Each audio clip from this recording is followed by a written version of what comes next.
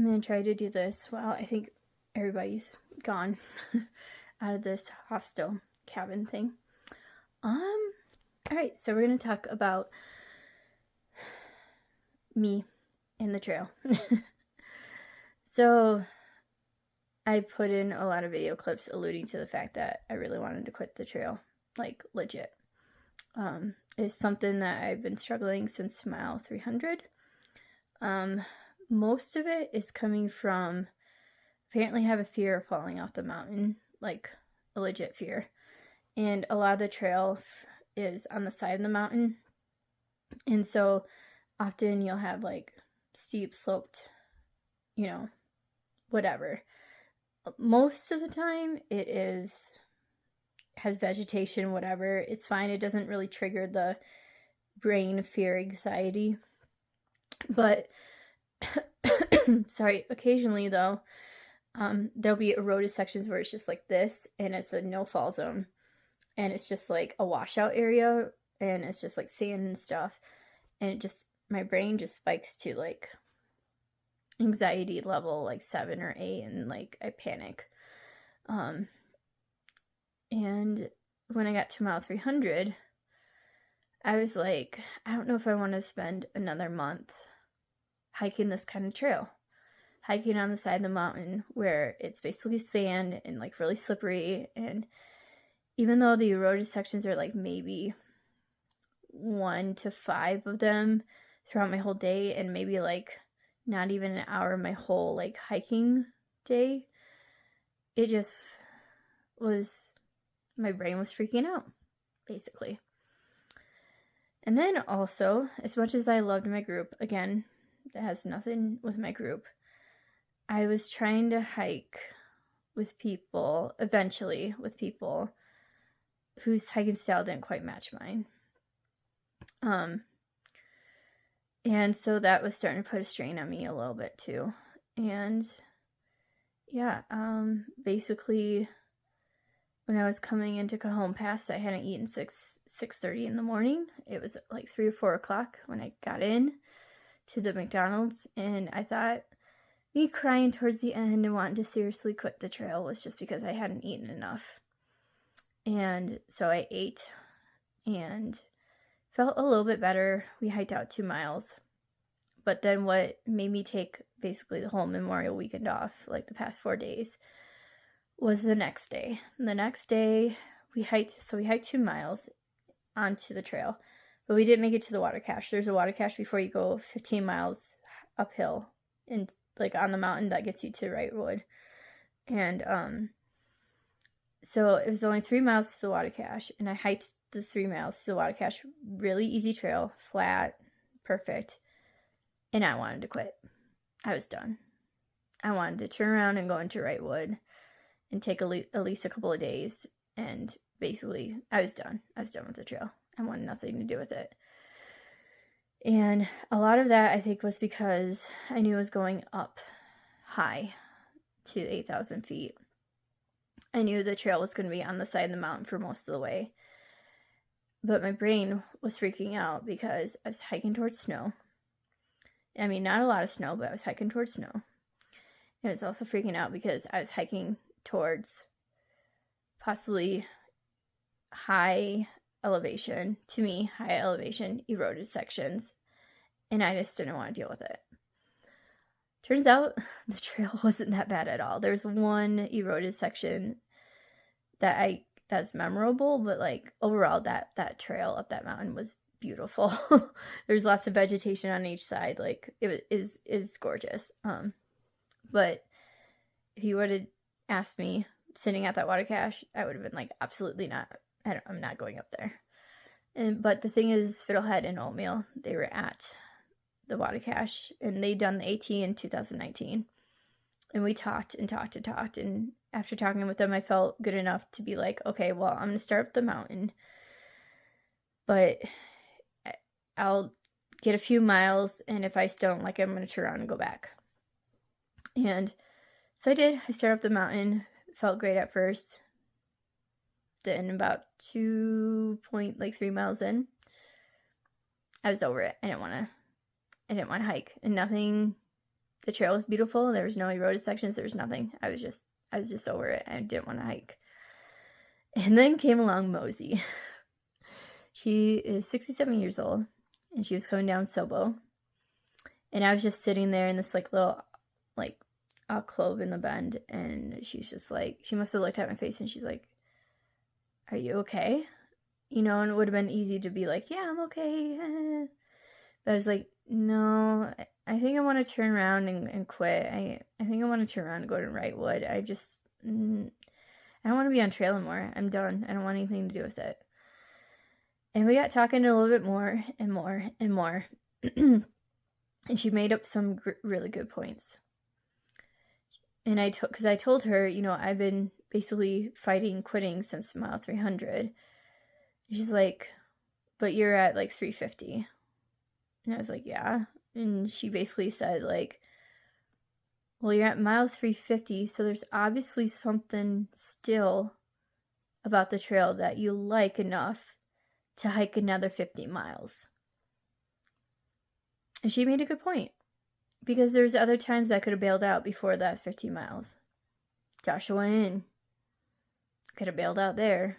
I could have bailed out at, I think there's another town I could have bailed out at. Like, she made a very valid point. Like, obviously, there's something on trail or around the trail that makes you want to continue hiking. And she's like, "You've been fighting it for 50 miles? Like, that's something." And then we talked a little bit more about the group dynamics and stuff a teeny bit. And, you know, I explained to them, like, my group's wonderful, but I think I just can't keep up with them.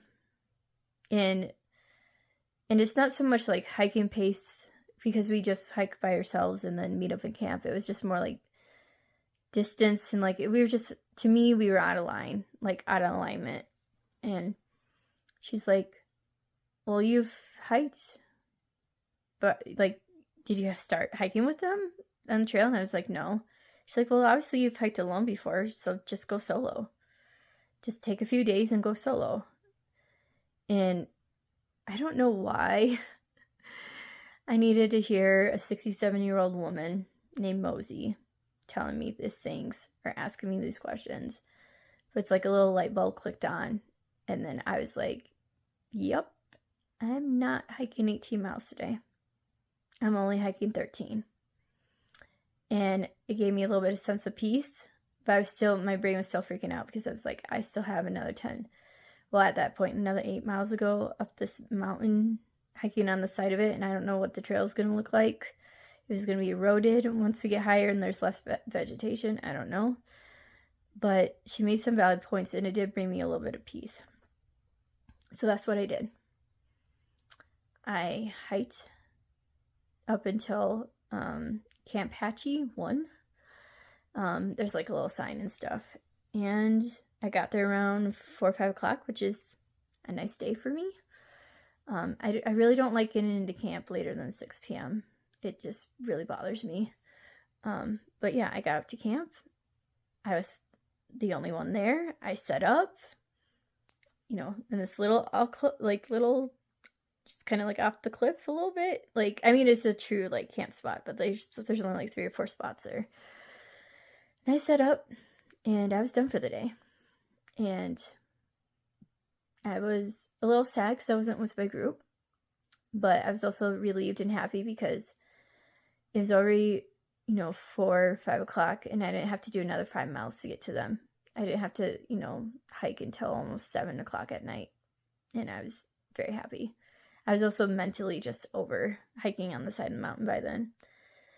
Set up, ate, relaxed, and then surprisingly around like 6 p.m., 6:30, 2 women come into camp that hiked up from the water cache. That really surprised the heck out of me. Actually, there was a lot of people that came up from the water cache, which really surprised the heck out of me.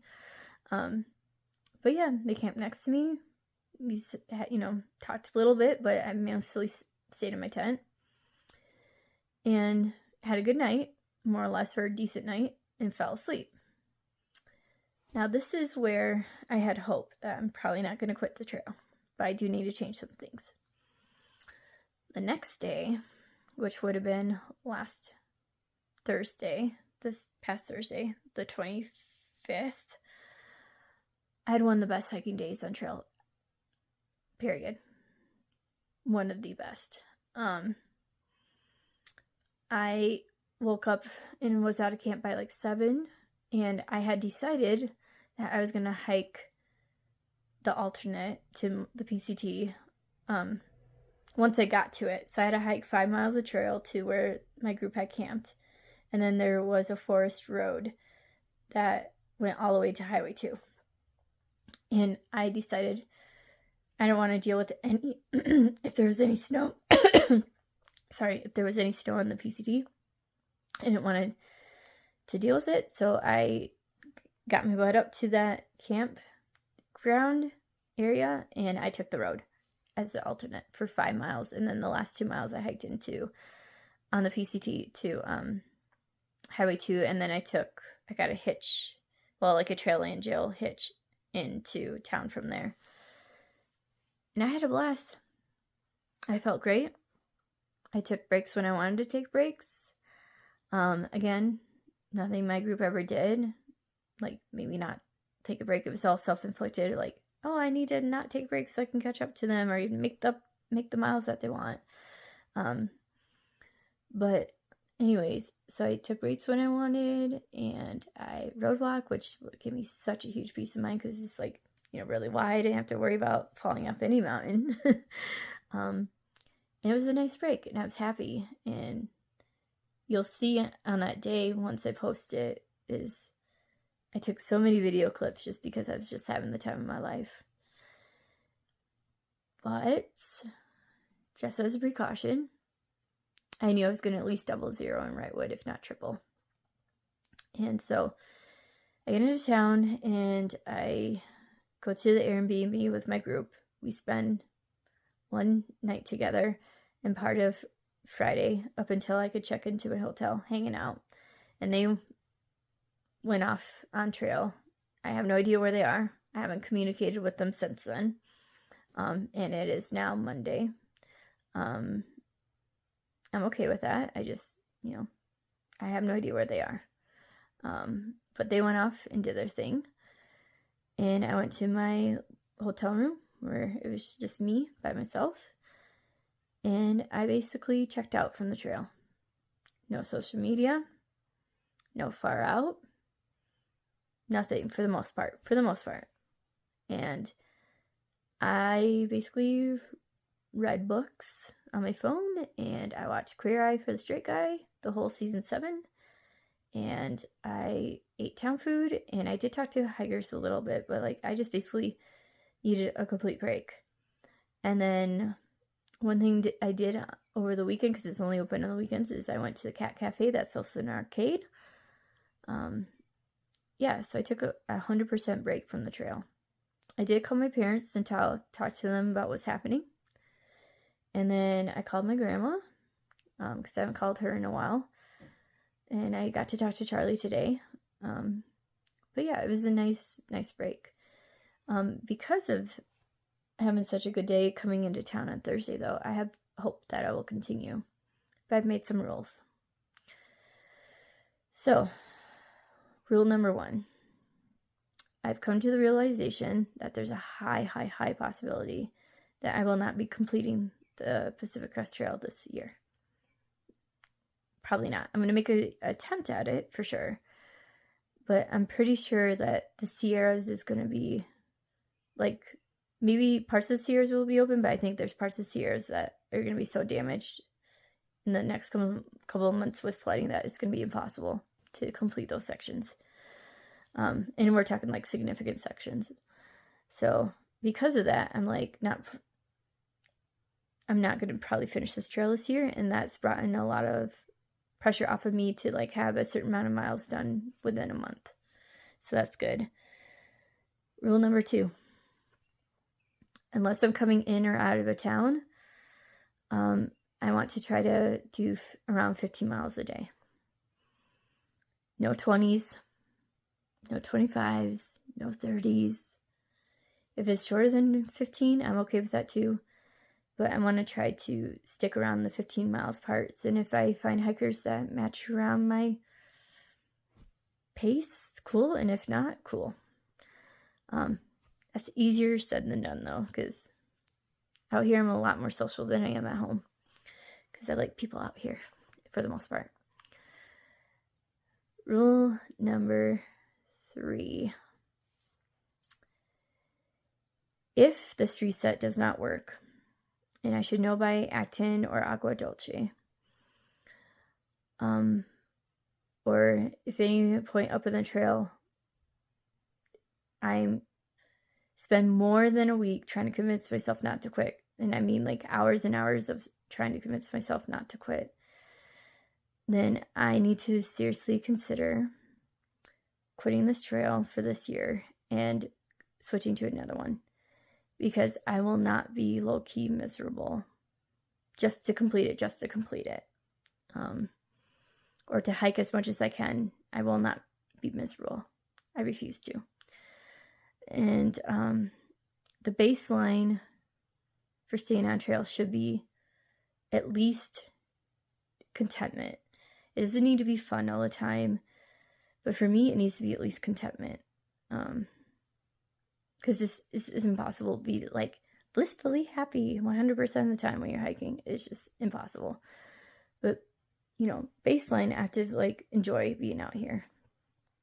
And I have kind of enjoyed the past, like, now I'm at 69 miles from 300. But when I'm crying because of the trail, I don't want to be crying because of the trail. You know what I mean? Like, for multiple days, that's not a good, no, we don't do that. I don't do that, I should say. That's like a warning sign. Like, I'm not a crier in general, so like I'm not, no, I don't know how to describe it. It's just not me. I shouldn't be that stressed out about the trail that I'm like crying multiple days in a row. Is there a rule number 4? I don't know if there's a rule number 4, but yeah, those are some of my rules, and I'm gonna try to abide by them and finish this desert section and hopefully get to Oregon, because I know if once I get to Oregon, I'll be way happier, or the higher Sierras, I'll be way happier with the actual trail, because it should be getting closer to like hard packed dirt, and I won't be like worried about like slipping. So, but yeah, that's been a long rant. I had a good time in town. I'll hike out tomorrow sometime, probably in the afternoon.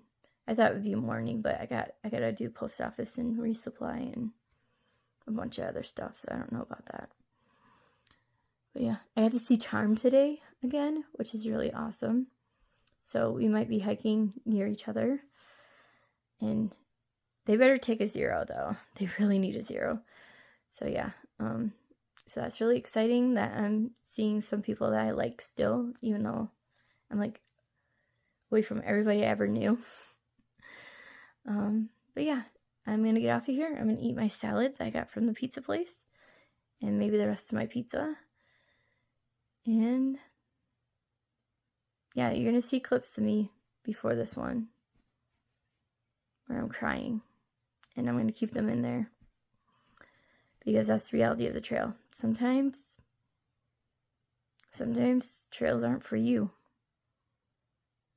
If you're miserable, get off. If you're totally miserable for like multiple days and weeks, and you deserve to maybe not have fun, but to have contentment, you know, switch to a different trail, go home, find a different adventure. I don't know. Right now though, I think I'm fine. I think I'm fine. I just had a little wobble. So yeah, anyways, I'm gonna go now. Hope you all have an awesome night, and see you later.